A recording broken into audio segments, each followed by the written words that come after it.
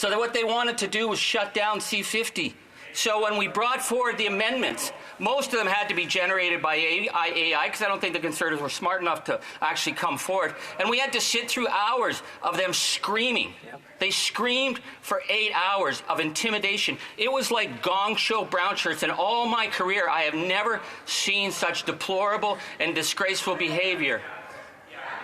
I think we have a point of order from the honourable member for Lakeland.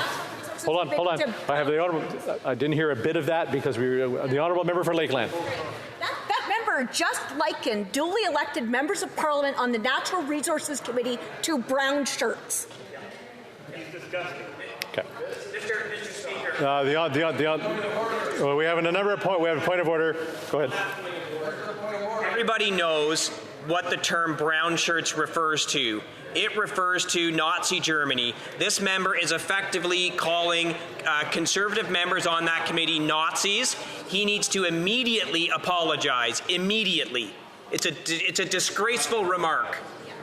I would suggest maybe the honourable member should retract that. The honourable member for Timmins James Bay. More than willing, because if you listen to the record. Yeah, still a point of order from the honourable member for Lakeland. Yeah, to that exact member, for him to be characterizing the actions of my duly elected colleagues who are Conservative members on the Natural Resources Committee in the way that he is actually lines perfectly up, given that he told me to F off in the committee meeting. Okay, that is descending into debate. Let's go back to the issue of trying to be judicious in the words we're using. The honourable member for Timmins James Bay. Mr. Speaker, because I was talking about the politics of intimidation. I was talking about how my daughter's photos were being posted online. I was talking about... And we have another point of order. The honourable member for New Brunswick Southwest. I have neither heard a retraction nor an apology. You have asked for it.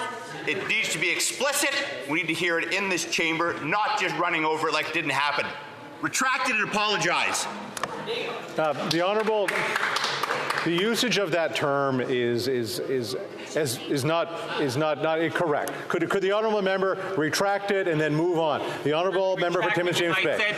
I was pretty sure that I used it as a simile, that these were the tactics they were using, that they were not individual. But I retracted, but I do know that they have met with neo-Nazis from Germany, but that's a separate issue. The honourable member for North Okanagan Shuswap.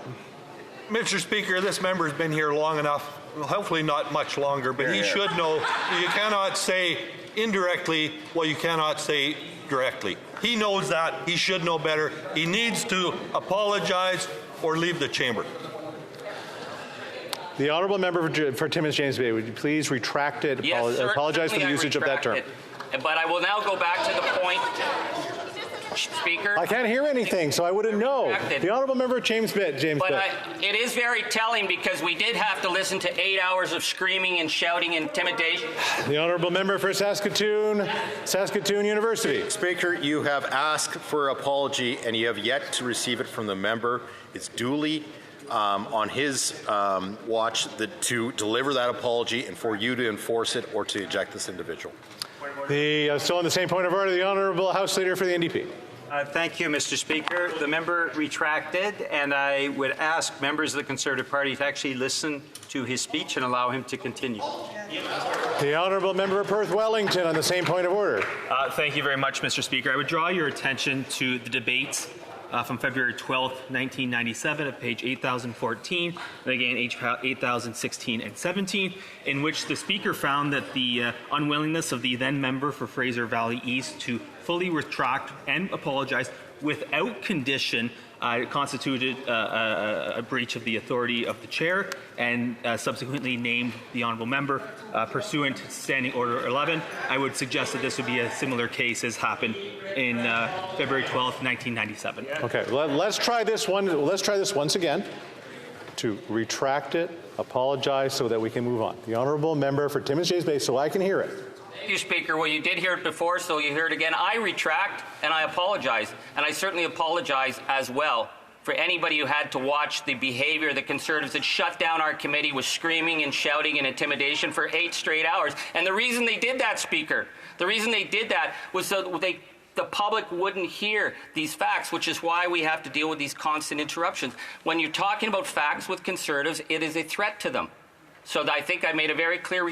Could, but I know, but we're saying not to have conditions to it. So we're adding conditions to it. So the apology and the retraction and essentially to it. The honourable member for Timmins James Bay. Thank you, Speaker. I'll say it 3 times for you. I retract it. I apologize. Period. Now can I continue? You may continue. But I am very, very sorry that we had to witness the abuse in that committee. That is, Speaker, that is within my purview. Why? Okay, this will be number 3. The honourable member for Lakeland. Point of order, Mr. Speaker. The member is fully displaying his contempt for democracy and for the duly elected members of Parliament who represent our constituents in this place, but who just might have different views or opinions than him. He actually didn't apologize. He retracted, defended himself, and then the end of his comments that he just made were actually to further reinforce the truth of the assertion that he made. So this entire thing is such a charade, and I don't know why we have rules in this place, in these committees or in this chamber, if they're not going to be applied equally and fairly all the time. We're getting into the debate of it. The honourable Parliament, the honourable member for New Westminster Burnaby. Thank you very much, Mr. Speaker. And when you rise in the chair, I hope Conservatives will respect that and sit down, because when you rise, that's a signal for Conservatives to sit down. I very clearly heard the member from Timmins James Bay. He retracted. He apologized. And all right, people stop yelling. Let's just stop yelling. Let's do that first so that I can hear what's happening on the floor. I can't hear a darn thing because everybody's yelling. The honourable member of New Westminster Burnaby. Thank you, Mr. Speaker. And so, if you, with order in the House, allow the member for Timmins James Bay to continue. He has information. Yes, it's true, Conservatives disagree, but they're just going to have to listen respectfully in the same way that we listened to their speeches respectfully a few hours ago. All right, and how about this? That when I ask for someone to retract, to apologize, but not to provide any other comments to that. Let's just move on to the next thing. No buts, no ands, nothing like that. That's just a straight out apology. So let's try a 4th time without the but. That'd be great. The honourable member for Timmins James Bay. Speaker, I don't want to challenge you. I think it'll be the 5th time I've retracted and apologized. I can do it 6 times. I retract and apologize. Can I continue? You may continue. Very much.